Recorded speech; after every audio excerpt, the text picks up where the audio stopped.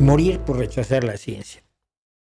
Tenemos otro caso. Yo me acuerdo en México, un primer caso fue Amparo Ochoa. Amparo Ochoa era cercana porque andaba en el mundo de la música folclórica y canto nuevo, y yo anduve en el mundo de la música folclórica y canto nuevo, aunque creo que me crucé con ella una vez en un teatro o algo así, pues nada más, ¿no? No tuve relación alguna con Amparo. Debo decir que siempre dije que no me gustaba su forma de cantar. Es otra cosa, no tiene nada que ver. Amparo murió de cáncer, decidiendo no tratarse médicamente.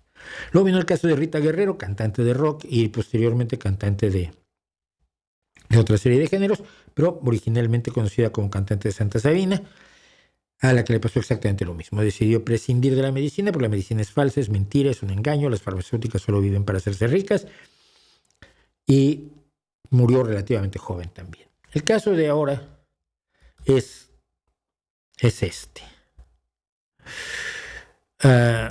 Esta mujer es Luby Torres. Tenía 36 años cuando murió. Una cantante argentina que tiene relación, en todo caso, conmigo, porque estuvo en el folclore, en el mundo de la música folclórica y tratando de hacer fusión del folclore con el pop, con el rock, algo que se ha hecho en muchos momentos, en muchos lugares, y que está muy bien. En 2023, hace solo 2 años, la artista fue diagnosticada con un cáncer y decidió no tratarse con medicina. Ella tiene su método de sanación y ella desconfiaba profundamente de la ciencia. ¿Por qué? ¿Tenía pruebas? ¿Tenía estudios? No.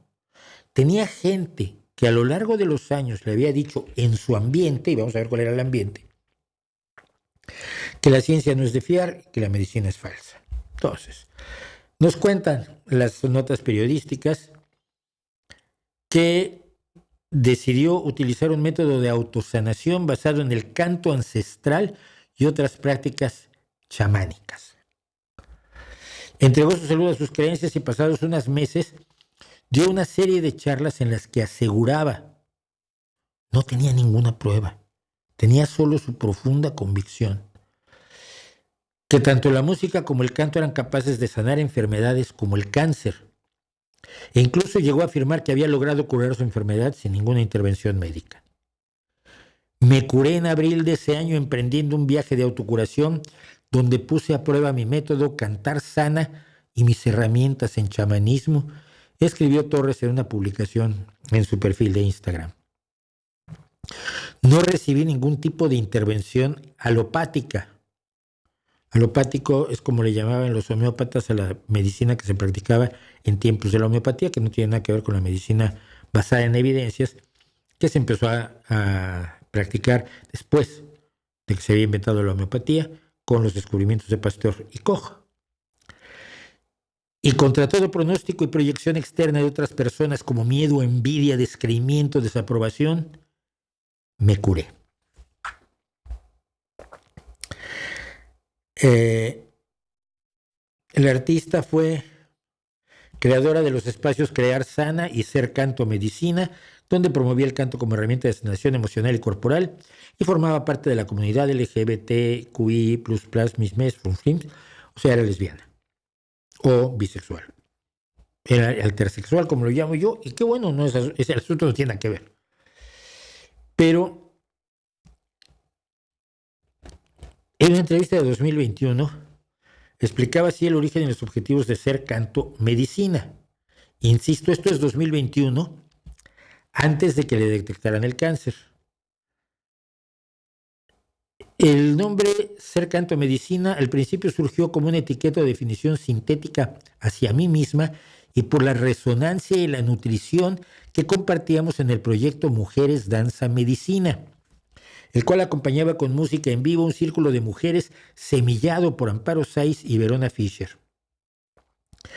Pero luego, con el tiempo y los procesos de la vida, mi transición de mujer cis a trans no binaire, mi afirmación en el ser y mi propia voz más allá de las etiquetas o lecturas externas, mi experiencia como creative, terapeuta alternativa, acompañante terapéutico, canalizadore y practicante de chamanismo fueron dando forma a 3 palabras que con sentido cimentarían las bases de algo más allá de mi voluntad y conocimiento. En Sanar Canto Medicina investigamos constantemente qué es habitar el cuerpo de la voz en amplias dimensiones para básicamente mejorar nuestro vínculo con nosotros mismos y todo aquello que nos conecta o desconecta de nuestro potencial creativo. Y 2 años después está muerta. Mala persona no es. Una persona llena de creencias delirantes, sin ninguna base, sí es. Y es terrible que eso le cueste la vida. Es absolutamente terrible. Ante todo ha sido deseducada por un entorno en el cual los hechos del mundo real carecen de relevancia. La percepción y la emocionalidad lo son todo. Mucha gente me critica y dice, pero es que tú solamente crees en los hechos. ¿Y qué pasa por la parte emocional? La parte emocional está muy bien cuando oyes música, cuando ves arte, cuando recorres los espacios históricos, cuando lees un poema. Pero la parte emocional no funciona cuando trabajas con la realidad. Rezarle a una montaña no hace un túnel. Necesitas la puta tuneladora. Esta gente está tan profundamente convencida de todo este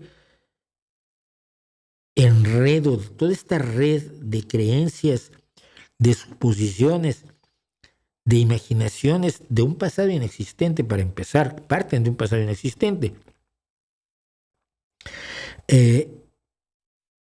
Y donde el sentir que sabes algo te basta para saberlo, está cobrando demasiadas vidas. Yo veía que en el último estudio que leí yo de 2019, en España mueren 1.500 personas al año por creer en las pseudomedicinas.